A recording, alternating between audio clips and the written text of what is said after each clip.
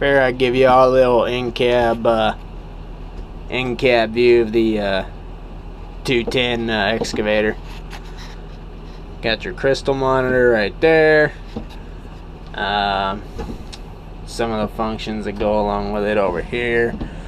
Your auto idle, travel speed, your lights, your work mode, high power, economy, standard,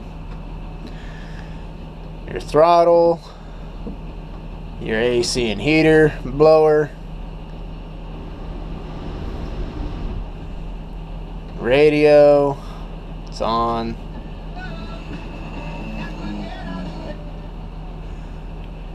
tune, temperature, and this is how you go through your settings and control modes. Right now I've got it on the breaker setting, breaker 1.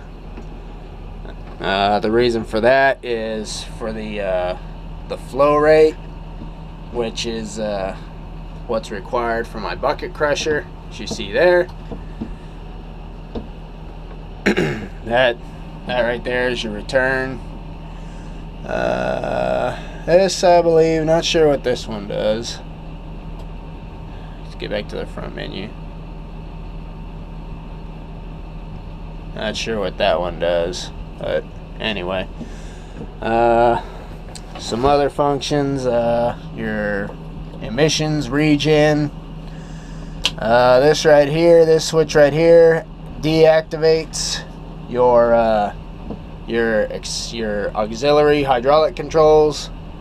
With that switch toggled to the left, you have nothing enabled, and of course it's locked out right now. But you flip this switch over and you will have power to your auxiliaries. Not sure what this one does yet, I haven't messed with it, but I'll look at the book and see what that does. And your fan, heated seat, which I really don't think we'll ever use, and your alarm disable, and of course your standard excavator joysticks and travel pedals.